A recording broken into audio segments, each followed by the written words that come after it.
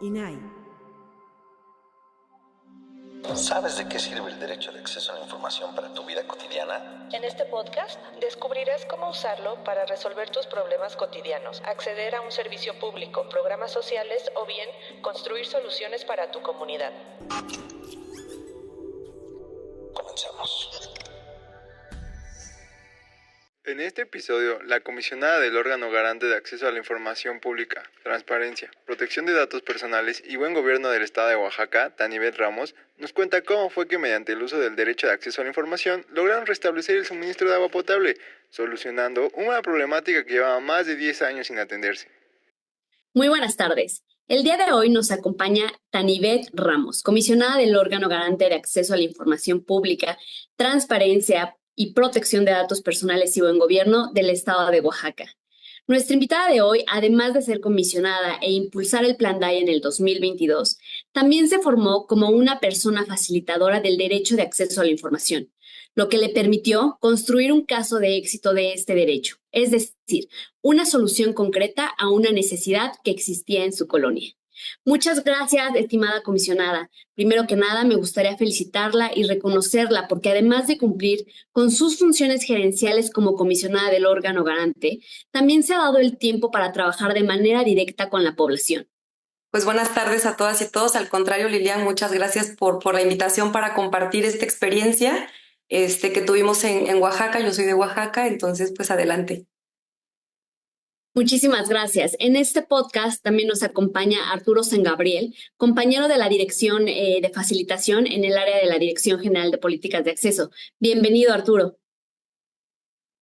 Muchas gracias, Lilian. Es un placer estar aquí acompañándolas. Estimada comisionada, cuéntenos por favor un poco sobre el problema que identificó en su comunidad. ¿Cuántos años llevaba sin resolverse? ¿Cuántas personas afectadas? ¿Dónde se ubicaba la problemática específica? ¿Acaso se habían realizado acciones o gestiones para resolverlo con anterioridad? Un poco para tener el contexto. Sí, te comento. El lugar donde se ubica la problemática es una colonia que pertenece a una agencia municipal en la ciudad de Oaxaca de Juárez. El municipio, digamos, es Oaxaca de Juárez, luego está la agencia y como parte de la agencia esta colonia o esta privada, porque no es toda la colonia, es solo una privada, donde viven aproximadamente 20 familias y que por muchos años, y cuando te comento muchos años, te estoy hablando, no sé, unos 10 años, quizá más, en que el problema de suministro de agua ha sido una constante que se resuelve o se agudiza con cada cambio de administración municipal y dependiendo de los acuerdos que logre tener el presidente municipal con la agencia. Entonces la colonia ha estado, digamos, a expectativa siempre de que el municipio lograse estos acuerdos y no nos cerraran las válvulas de agua, ¿no? Porque estas 20 familias pagan constantemente su recibo de agua al servicio o a la institución competente para esto, pero la agencia no cerraba las válvulas de agua porque esperaban un pago extra. Entonces, esa problemática había estado por años. En el año pasado, ya teníamos aproximadamente 3 años o más años con la problemática de falta de suministro de agua potable, lo que hacía que las familias tuviesen que comprar pipas de agua constantemente, ¿no? Pipas de agua privado, digamos, contratar un servicio privado a la par de estar pagando el servicio con la institución pública, que en este caso es SOAPA. Después de mucho tiempo, digamos, y que las familias se lograron organizar, se interpuso un amparo y nos concedieron el amparo. Aún así, el servicio de alcantarillado, SOAPA, seguía sin suministrarnos el agua. Es decir, aunque había una determinación de un juez federal, esto no sucedía. A la par sucede Plan DAI y tengo la fortuna y el privilegio de coordinar en ese año Plan DAI. Y uno de los ejercicios era justamente tomar el laboratorio de alfabetización del maestro Samuel para que las personas potencialmente facilitadoras pues hicieran su primera jornada como personas beneficiarias. Es decir, que vivieran todo el proceso para poder llevarlo a las jornadas de socialización. Sin duda, este es un caso importante e ilustrativo, ya que abordamos el tema primordial para la vida humana como lo es el agua potable. Además, podemos observar que el derecho de acceso a la información funciona para resolver cierto tipo de problemáticas que quizá con algún otro tipo de mecanismos, como lo fue el juicio de amparo, no pudieron avanzar para la resolución de la misma. En este caso, comisionada, a mí me gustaría preguntarle qué solicitudes de acceso a la información realizaron y a qué sujetos obligados se dirigieron. Detectada la problemática, lo que hicimos fue identificar a nuestros sujetos obligados competentes para atender este problema. Y uno, lo acabo de decir, es SOAPA, el servicio, se llama Sistema Operador de los Servicios de Agua Potable y Alcantarillado de Oaxaca, es un sujeto obligado, y el otro es el municipio de Oaxaca de Juárez. ¿Por qué? Porque la agencia que nos estaba impidiendo o que nos estaba cerrando las tomas de agua pertenecen a este municipio.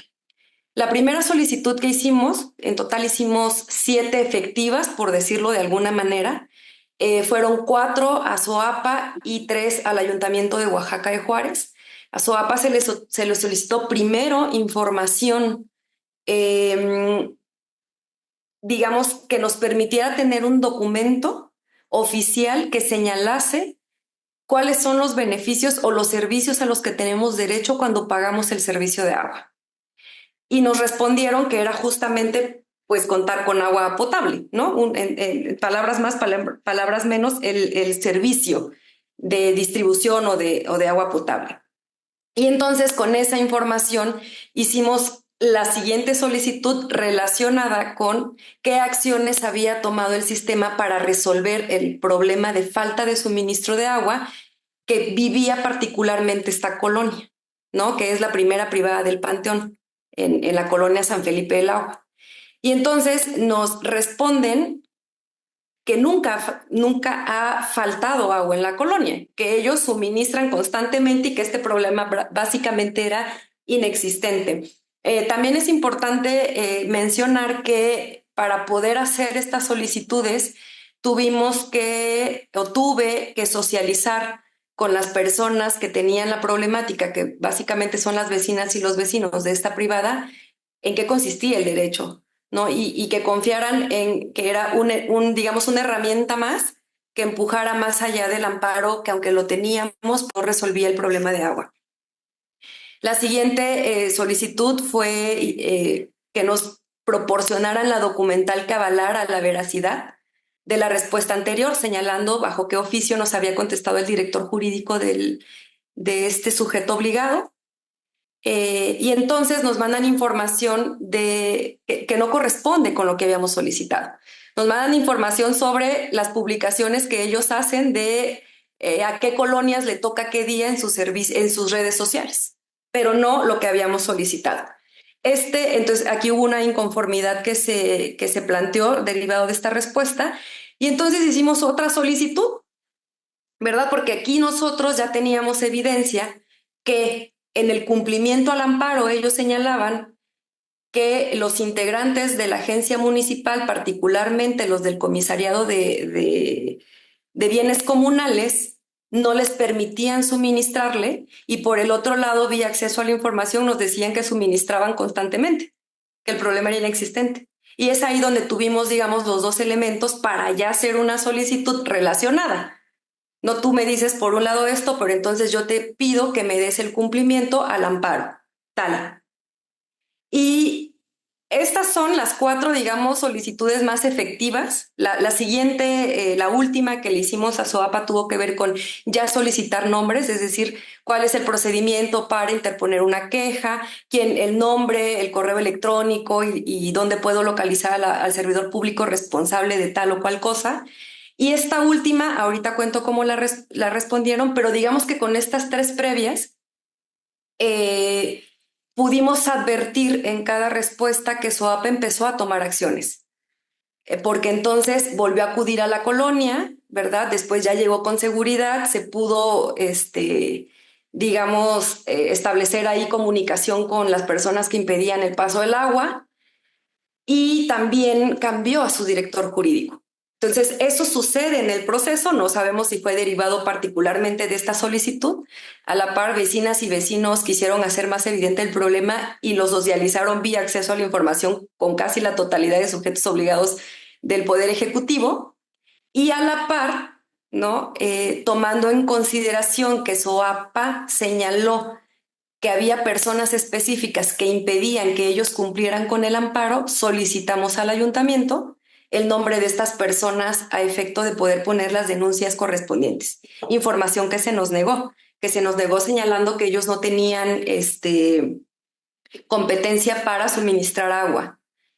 Volvimos a hacer la misma solicitud ya sin este señalamiento de para qué la queríamos y nos proporcionaron esos nombres. Todo esto pasó en un periodo bastante largo porque, a ver, déjame, les digo, igual si me quieren preguntar algo, adelante. Pero digamos que la primera solicitud se hizo a principios de mayo y concluimos hasta julio. ¿Qué pasó en julio? Cuando hicimos la última solicitud a SOAPA, donde ya solicitábamos nombres y el cumplimiento al juicio de amparo, señalando exactamente qué juicio de amparo fue, esto se hizo el 28 de junio y antes de responder, el 1 de julio, en la madrugada, las viviendas empezamos a tener agua potable en nuestras tuberías. Entonces, yo me acuerdo que era bastante tarde, hice un videíto de 2 segundos abriendo la llave y se lo mandé justo a Samuel. Y le dije, mira, Samuel. Y entonces, por aquí tengo los videos. Y los videos que en el chat empezaron a subir vecinos, ¿no? Diciendo, ya nos llegó el agua, viene bastante limpia, por favor revisen si no hay fugas, no podemos desperdiciarla, tal. Eso pasa el 1 de julio y el 7 de julio SOAPA ya nos contesta diciendo, la colonia ya tiene agua, ¿no? A partir del 1, porque empezamos a solicitar documentales como la documental que vale la cantidad de metros cúbicos que está suministrando a determinada vivienda. Entonces, ahí la experiencia o el trabajo podría ser un caso reactivo, pero la verdad es que las propias respuestas que nos iba dando el sujeto obligado nos permitió analizarlas y tomar decisiones de si me voy al recurso, lo llevo al amparo o hago más solicitudes que nos permitiera de alguna manera decirle al sujeto obligado, pues está esta problemática, ¿verdad? La conocemos quienes te estamos solicitando esta información y atendámosla porque pues es un vital líquido, ¿no? Más bien es un líquido vital para las personas, ¿no? Un derecho humano, pues esto, de primera necesidad.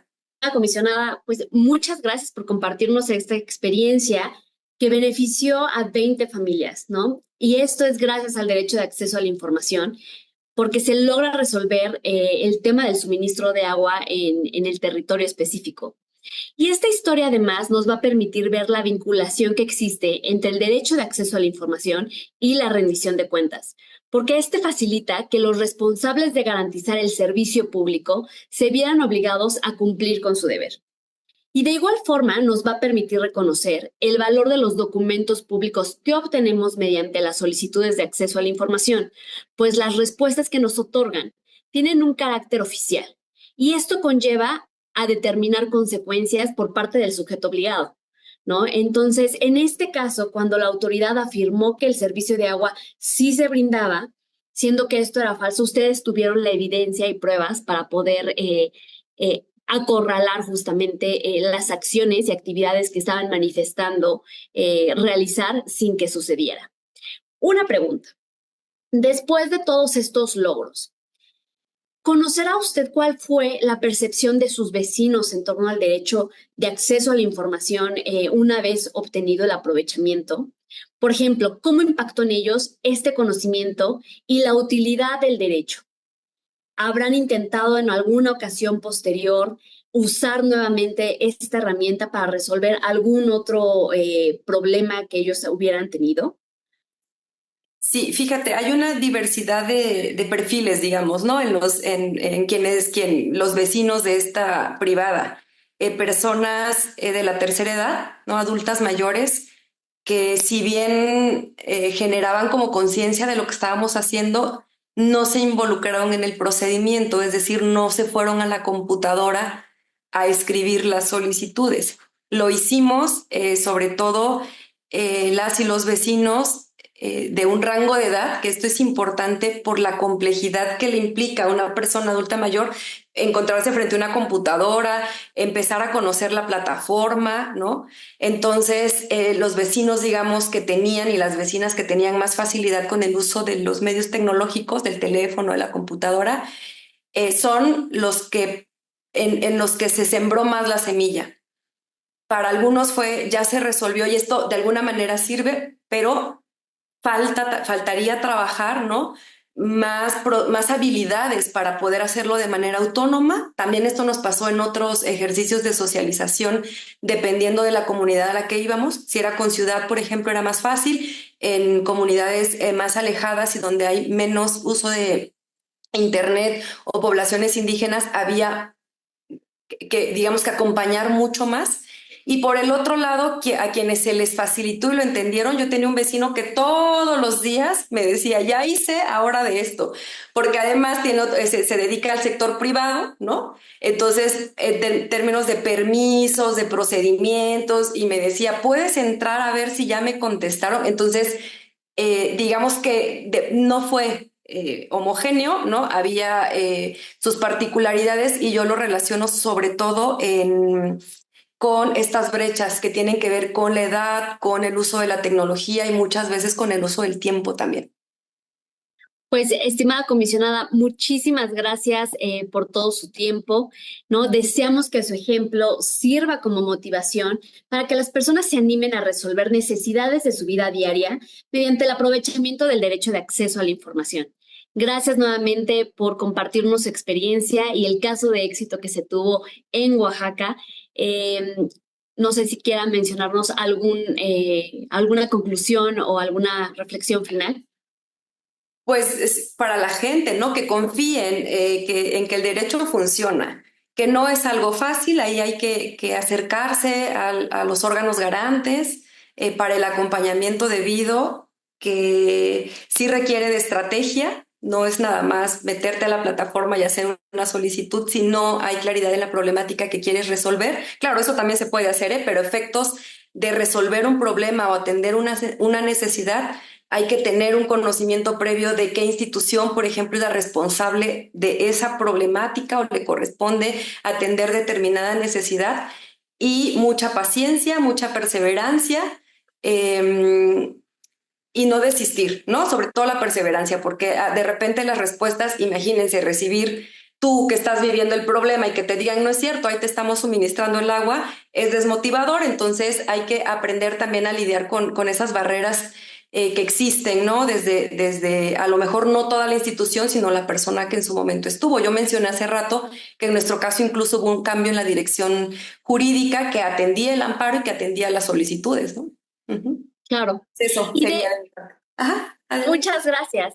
Y de hecho, justamente en el Plan DAI buscamos romper esas brechas de acceso a la información, como mencionaba, de las personas adultas mayores, y lo hacemos a través de la figura del facilitador, ¿no?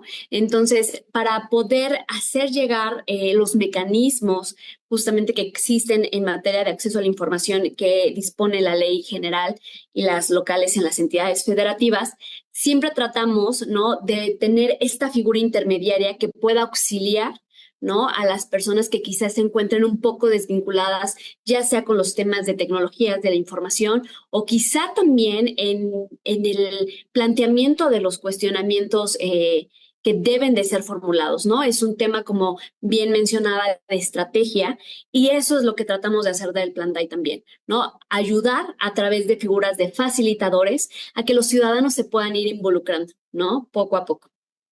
Pues muchísimas gracias por todas las reflexiones y compartir sobre todo su experiencia. Y si no hay ningún comentario adicional que agregar, Arturo, ¿algo que quisieras compartir? Sí, justamente que este caso que nos está comentando, comisionada, esperemos que pueda llegar a otras personas, porque justo así como con sus vecinos y sus vecinas ayudó, ¿no? Incluso como lo comentaba, de ir más allá. Ahorita tenemos este problema del agua, pero quizá luego tenemos algún problema de alumbrado público o conseguir algún tipo de beca o demás. Entonces, la importancia también de socializar este derecho de acceso a la información. Desde nuestro punto de vista, este es un caso muy enriquecedor, que es un gran ejemplo, y pues también felicitarla por este papel de facilitadora, ¿no? También de hacer comunidad. Es una tarea que a veces resulta o pareciera que es fácil, pero realmente también tiene sus etapas de complejidad. Muchas gracias, comisionada. Agradecemos mucho también su tiempo, su espacio, y esperemos también poder estar contando otras historias de éxito más adelante. Claro que sí, pues por mi parte agradecerles. Muchas gracias y pues buenas tardes a todas y todos. El derecho de acceso a la información transforma vidas. ¿Quieres saber más? Visita micrositios.snai.org.mx/Plan DAI. Nos vemos en el siguiente episodio para que sigamos transformando realidades con el derecho de acceso a la información. El acceso a la información transforma vidas.